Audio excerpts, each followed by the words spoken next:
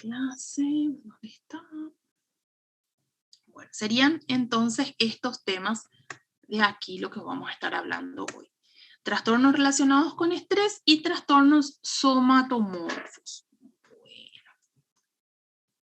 Bueno, vamos a empezar por los trastornos por estrés propiamente dichos, porque todos van a estar relacionados con el estrés, ¿sí? O sea, el estrés, ¿qué era qué cosa? Lo hablamos la semana pasada, cuando hablamos de ansiedad. El estrés es toda aquella situación que nos pide más, que nos dice tenés que dar un poco más, tenés que cambiar, tenés que adaptarte a algo nuevo, tenés que moldearte, como si fuéramos una arcilla que se tiene que moldear ante la situación cambiante. Bueno, ya hablamos la vez pasada también de Hans Selye, que fue un médico que se interesó por estudiar la respuesta que daba nuestro organismo a las diferentes situaciones de demanda, ¿verdad? Todas aquellas situaciones que le pedían un poquito más. Viene de la palabra stringere, que significa provocar tensión. Que sería, por ejemplo, en un plástico, en una goma que nosotros estiramos, ¿verdad? Se va adaptando a la presión que le ponemos. La diferencia es que, ¿qué pasa con la goma después que dejamos de estirar? Vuelve a su posición normal. En cambio, nosotros, esa adaptación que sufrimos ya nos permite ser diferentes, o sea, ya no nos quedamos más en la posición normal.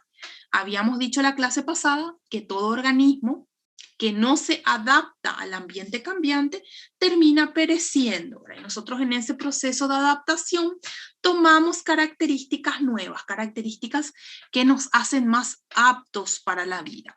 Bueno, ahora bien, vamos a hablar de situaciones de trauma o de estrés intenso, ¿sí? Que sobrepasaron la capacidad de manejo de estos individuos.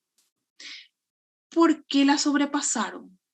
Por ser muy intensas por un lado y por otro lado porque estos individuos tenían pocas o tenían herramientas de adaptación un poco disfuncionales. Vamos a ver después también eso. Bueno, el trastorno de estrés postraumático es un síndrome resultante de la exposición a situaciones de estrés intenso, ¿verdad? De trauma intenso. Bueno, y surgen de interacciones complejas entre factores psicológicos y neurobiológicos también, porque nuestro cuerpo responde psico-neuro-inmuno-endocrinológicamente, ¿sí? O sea, con todos los ejes involucrados. ¿Qué es lo que hay? En este individuo va a haber gran estrés, una situación de estrés intenso, ¿verdad? Ansiedad, con todo lo que traía consigo la ansiedad y el miedo normal, ¿verdad? Tras episodios vitales traumáticos. Por ejemplo, un abuso sexual, un huracán, un tsunami, distintas situaciones de distinta naturaleza y de distinta intensidad, ¿verdad? Que van a causar entonces miedo e impotencia a nuestro paciente que él no va a conseguir manejar, va a tratar de evitar racionalizarlo y esto va a traer consigo otra vez la reexperimentación, ¿sí? Porque para poder curarme o sobrellevar una situación de estrés importante, yo tengo que racionalizar eso, ¿verdad? Entonces, estos pacientes lo que pasa es que el miedo, la impotencia, la ansiedad, la angustia que sienten es tan grande que no consiguen racionalizar el hecho y por tanto cualquier estímulo les hace vivir de nuevo ese malestar como si estuvieran pasando otra vez por la misma situación. Todo lo que sabemos sobre trastorno de estrés postraumático deriva de estudios que se hicieron en sujetos que participaron de procesos bélicos, o sea, que fueron a la guerra. Por eso es que ustedes ven ahí que los otros nombres que recibe este trastorno, tienen relación directa justamente con eso, ¿verdad? Tenemos fatiga de combate, neurosis de guerra, corazón del soldado, que serían algunas de las denominaciones iniciales que recibió el trastorno de estrés postraumático. Este trastorno se caracteriza por las reexperimentaciones, que son los flashbacks. Son episodios en donde el individuo es como que vuelve a pasar por todo, ¿verdad? Hay una revivencia intensa de los hechos sucedidos, que acuden a la mente de nuestro paciente en forma de imágenes de experiencias vividas de una forma más traumática. O sea, es como que eso que ya le pasó a nuestro paciente, él vuelve a vivir otra vez. ¿Qué fue eso? Por favor. ¿Está abierta? Sí, está abierta la clase. No sé qué fue el sonido que escuché. Bueno, entonces el paciente vuelve a vivir, vuelve a sentir todo lo que sintió en ese momento, toda la angustia, toda la desesperación, toda esa secreción hormonal causada por la necesidad de respuesta rápida, vuelve a pasar, ¿verdad? Y es como que se va manteniendo en el tiempo. Entonces, tenemos un factor estresante intenso de diferente naturaleza. Vamos a tener también factores que tienen que ver con el propio sujeto, ¿verdad? Factores que tienen que ver con la herencia, porque yo puedo tener una vulnerabilidad dada por la herencia, puedo tener también una vulnerabilidad dada por mis características de personalidad, ¿verdad? Que van a estar definidas por el entorno en el cual yo me crié y por los eventos por los que tuve que pasar de forma temprana. Y los factores externos, que pueden ser socioculturales o medioambientales, en torno a ese individuo. Estos mecanismos de afrontamiento son los que van a definir el cómo yo voy a enfrentar esa situación de estrés. Algunos tenemos mecanismos de afrontamiento que son funcionales, que me permiten adaptarme a las situaciones de estrés, y otros tienen mecanismos, o otros tenemos mecanismos de afrontamiento disfuncionales que se dan en contextos más patológicos. Bueno, primero que nada tenemos lo que tiene que ver con lo cognitivo-conductual. Dijimos hace rato que no había racionalización o procesamiento racional o cognitivo de la situación vivida. Entonces, como yo no hice ese procesamiento cognitivo de esa información, yo voy a volver a reexperimentarla cuando me encuentro ante estímulos que yo relaciono con el hecho, que puede ser un sonido, puede ser una luz, puede ser una persona, una voz, un lugar, diferentes estímulos que yo los relaciono con ese evento estresante, y eso hace que yo lo vuelva a vivir. No vuelve a pasar como tal, pero para mí es como si estuviera pasando de vuelta. Va a involucrar factores biológicos, ¿verdad? Que va a involucrar entonces todas esas áreas de mi cerebro y también todo lo que tenga que ver con los procesos secretores también. Por eso dijimos que va a estar involucrado lo psico, neuro, inmuno, endocrinológico del sujeto en esta respuesta al estrés. Aquí tenemos los criterios diagnósticos. Vamos a pasarlos por alto, porque hace rato estuvimos con los otros compañeros así hablando de cada uno de los criterios diagnósticos y no nos dio el tiempo. Esto ustedes lo van a leer después y para poder aplicarlos en los casos clínicos que vamos a ir viendo. Van a ver que en los criterios diagnósticos de estrés postraumático hay una diferenciación en mayores de 6 años y niños menores de 6 años. Y esto tiene que ver por las características cognitivas que tiene un niño menor de 6 años. Tenemos que tener en cuenta también algo que se conoce como pensamiento mágico en los menores de 6 años. Incluso a veces hasta 7 añitos continúa el pensamiento mágico. El pensamiento mágico consiste en esa explicación así, digamos que fantasiosa, que dan los niños a las situaciones vividas. Esto lo hacen porque la situación vivida va más allá de su comprensión todavía.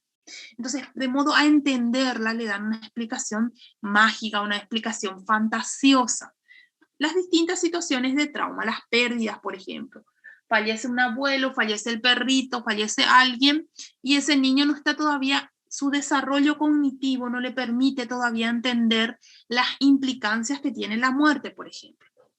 Entonces, él lo que hace es darle una explicación mágica, una explicación fantasiosa a eso, ¿sí? Por eso es que en esta etapa también surge el amigo imaginario, que también tenemos que tenerlo en cuenta, sobre todo en los trastornos disociativos que vamos a ver después. Bueno, ¿qué es importante de tener en cuenta para diferenciar el trastorno de estrés postraumático y el trastorno por estrés agudo. La duración, fíjense. El resto de los síntomas son bastante similares. Muchos incluso son igualitos. Pero la duración va a ser la diferencia. Entonces quiero que se acuerden de eso. En el caso del trastorno de estrés postraumático, los síntomas, todos los descritos previamente aquí, en mis criterios diagnósticos, tienen una duración mayor a 1 mes. En el caso del trastorno de estrés agudo, del estrés agudo, entonces, ¿dónde está? Aquí tenemos. Los síntomas van de 3 días después del evento traumático hasta un máximo de 1 mes después del evento traumático, ¿sí? Entonces, cuando aparición rápida y duración corta, estrés agudo. Si hace, por ejemplo, 2 semanas del evento traumático, entonces yo voy a pensar en un trastorno de estrés agudo. Si es que hace 2 meses o 1 año, yo voy a pensar en un trastorno de estrés postraumático, ¿sí? Los síntomas mayormente son los mismos, ¿verdad? Son muy, muy parecidos. ¿Qué es lo que vemos en general en estos trastornos? Vemos los flashbacks, que son las reexperimentaciones, vuelve a pasar. No es que vuelve a pasar realmente, pero para el individuo, él lo experimenta como que vuelve a pasar. Puede pasar estando despierto o puede volver a pasar estando dormido, que son los famosos sueños vívidos, donde parece que el paciente está viviendo de vuelta todo, ¿sí? Luego tenemos alteraciones cognitivas y del estado de ánimo, las cuales van a generar incapacidad, por ejemplo, para recordar aspectos importantes del evento traumático. Va a haber creencias y expectativas negativas referente a uno mismo, culpa inapropiada en relación con el evento traumático, ¿sí?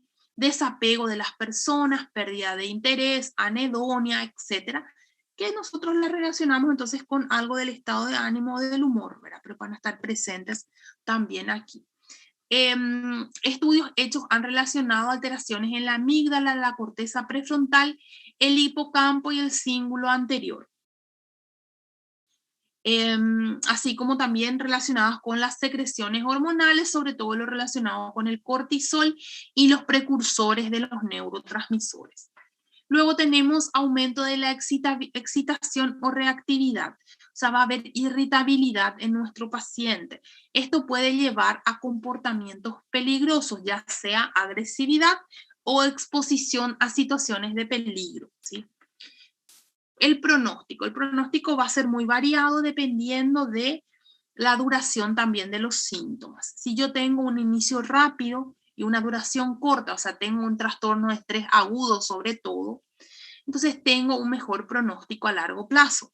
Si mi paciente tenía una buena función premórbida, esto quiere decir, gozaba de una salud mental previa al evento, entonces va a tener un mejor pronóstico. Si cuenta con un sostén familiar, va a tener un mejor pronóstico. Si es que no hay trastornos comórbidos, trastornos acompañantes, va a tener un mejor pronóstico a largo plazo.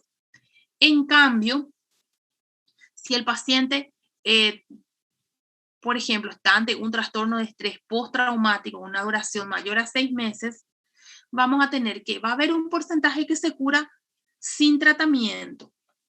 Pero la mayor parte de estos pacientes que no reciben tratamiento van a mantener los síntomas por un periodo prolongado y muchos de ellos, un porcentaje no despreciable, se va a agravar con el transcurrir del tiempo hasta llegar a la incapacidad funcional del paciente debido a sus síntomas. Con tratamiento, más de la mitad de los pacientes se recuperan en el transcurso de unos 12 meses más o menos. Algunos antes, ¿verdad? Pero en promedio para el tratamiento. El tratamiento no vamos a entrar a hablar del tratamiento como tal, ya que no compete todavía a nuestra materia, lo vamos a hacer más adelante, pero Vemos que el abordaje farmacológico y psicoterapéutico está planteable, no obstante, ya quiero que recuerden que el abordaje psicoterapéutico va a ser lo principal, ya que no hay fármacos que estén aprobados específicamente para el tratamiento de estos pacientes. Va a ser digamos que algo secundario, una herramienta que la vamos a dejar para ciertos casos en particular. Va a haber situaciones en las que vamos a necesitar hospitalizarle a nuestro paciente, sobre todo cuando nuestro paciente representa un peligro, ya sea para sí mismo o para los demás. Para sí mismo por las autolesiones, por la conducta suicida, y para los demás cuando esa agresividad, esa hostilidad, esa irritabilidad se torna agresividad. Bueno, el tercer trastorno relacionado directamente con la respuesta al estrés intenso es el trastorno adaptativo. En este caso, lo que vamos a ver es que tras un episodio estresante externo intenso, nuestro paciente va a desarrollar una respuesta emocional inapropiada. Va a depender siempre de las características previas del individuo, de sus vivencias anteriores, de sus factores biológicos, de sus factores genéticos y también de lo que significa el evento traumático para él, ¿verdad? Del significado consciente o inconsciente que este factor estresante tiene para ese paciente. No va a ser lo mismo para ustedes que para mí, por ejemplo. Bueno. Aquí tenemos sus criterios diagnósticos. Fíjense que nos hablan más de síntomas de la espera, del estado de ánimo, del humor, ¿sí? También algunos son conductuales, pero desencadenados o que parten del humor. Bueno, el tratamiento, la psicoterapia, que va a ser la base del tratamiento, y la intervención en crisis. En el trastorno postraumático también vamos a tener a veces necesidad de intervención en crisis, ¿verdad? Dependiendo de cómo esté nuestro paciente. Y lo farmacológico, que también en este caso va a ser secundario, así como lo dijimos para el estrés postraumático y el estrés agudo. La hospitalización puede llegar a ser necesaria si el paciente se convierte en un peligro para sí mismo o para los demás, en donde puede haber entonces agresividad contra sí mismo o puede eventualmente también haber agresividad contra terceros. Y en este mismo sentido, ¿verdad? Hablando de los factores estresantes y la respuesta a estos, vamos a continuar con el siguiente grupo de trastornos, que son los trastornos disociativos. Disociar quiere decir separar, ¿verdad? Entonces aquí hay una separación. ¿Qué es lo que se separa? Es lo que vamos a ver a continuación. Estos trastornos disociativos se definen como todas aquellas condiciones patológicas que traen consigo fallos en la conciencia, la identidad, la percepción, la memoria. Y son estos que tenemos aquí. Primero le tenemos a la amnesia disociativa y digamos que su hija, que sería la fuga disociativa. Le tenemos también al trastorno de identidad disociativa, que sería el trastorno de personalidad múltiple, ¿sí? Y al trastorno de despersonalización y desrealización. Estoy pasando rápido estos trastornos porque a continuación voy a pasar a explicar cada uno de ellos, ¿sí? Bueno, la característica esencial o nuclear de estos trastornos disociativos es la alteración en las funciones integradoras de la conciencia y las derivaciones de esta, ¿verdad? Que serían la identidad, la memoria, la percepción. Estas alteraciones pueden ser de tipo repentino, aparecieron de la nada, pueden ser graduales, que se fueron instalando, pueden ser transitorias o pueden también ser crónicas. Es menos frecuente que sean crónicas, generalmente son transitorias. Vamos a iniciar hablando de la amnesia disociativa. La amnesia disociativa es un trastorno funcional que consiste en la dificultad para recuperar componentes concretos de la memoria, pedazos de la memoria, ¿sí? Fragmentos. que faltan. Obviamente que no pueden ser explicados mejor por un olvido común, digamos. Bueno, ¿qué sería un olvido común? Yo vine del campus y no sé qué hice de mi lista de llamada, por ejemplo. ¿Será que la dejé en el campus o que la traje? ¿Será que está en el auto? Yo sé que estuve en el campus, sé que estuve dando clase, sé que ahora estoy en mi casa, sé qué tema desarrollé en la clase, solo no sé dónde está la carpeta de la llamada, ¿verdad? No me acuerdo dónde la dejé. Eso es un olvido común. Ahora, si yo llegara a mi casa, me bajara del auto y le dijera, me dice mi familiar, ¿de dónde venís? Y yo no me acuerdo de dónde vengo. Sé que a la mañana salí, que me vestí, que agarré la computadora y que me subí al coche, pero no consigo recordar a dónde fui. Entonces ahí el olvido ya es más complejo, ¿verdad? Ya involucra más situaciones.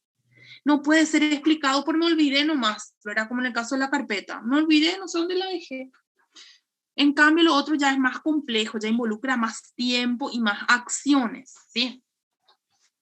Bueno, entonces la característica esencial de este trastorno es una incapacidad para recordar información generalmente de naturaleza traumática o estresante, que es demasiado amplia para ser explicada por un olvido ordinario. O sea, para que se dé esto que yo no me acuerdo a dónde me fui, ni qué hice, ni dónde estaba, tuvo que haber pasado algo, ¿sí? Algo altamente traumático, algo estresante, un factor estresante muy intenso que sobrepasó mi capacidad de gerenciar ese malestar. Por ejemplo, puede que me hayan asaltado de camino al campus, por ejemplo.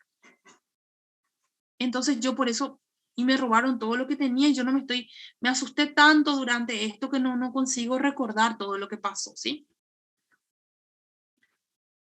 Bueno, entonces siempre detrás de los trastornos disociativos, así como también detrás del trastorno de estrés postraumático, detrás del trastorno de estrés agudo, detrás del trastorno adaptativo, perdón, hay una situación de trauma intenso, ¿sí? Algo grave sucedió allí.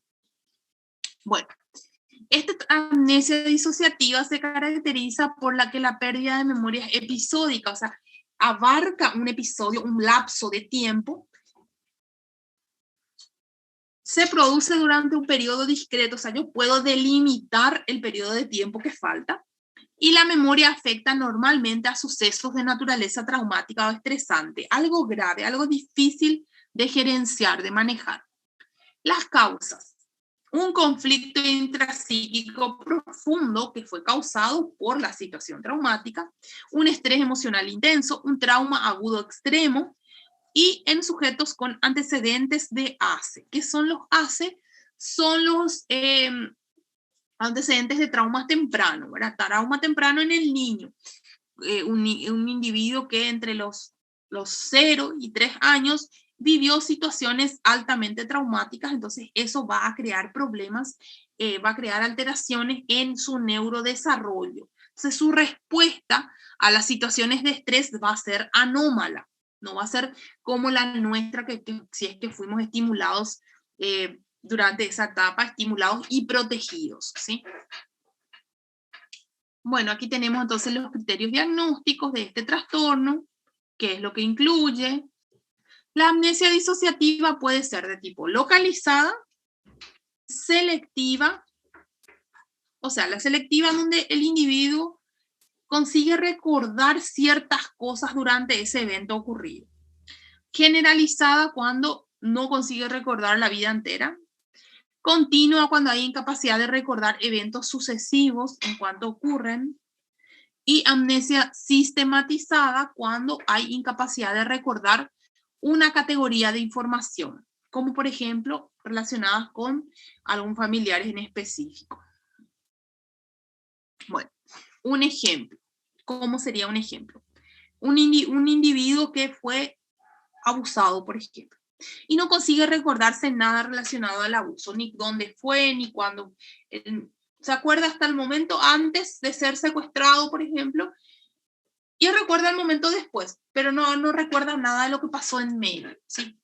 Porque, ¿qué es lo que son estos mecanismos disociativos? Son mecanismos de afrontamiento patológico. ¿Se acuerdan que hace rato nombramos los mecanismos de afrontamiento? Son las formas que tiene nuestra psique de defendernos de las situaciones potencialmente dañinas para nuestra conciencia. Entonces, en el caso de la amnesia disociativa, esa situación es potencialmente dañina para nuestra conciencia, entonces la engloban, la ponen en una bolsita y se ata y se guarda y no la podemos recordar, no podemos acceder de forma consciente a esa información. Bueno.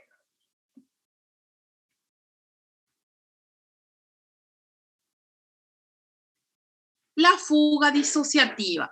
La fuga disociativa es, hace rato yo lo dije, como una hija o hijo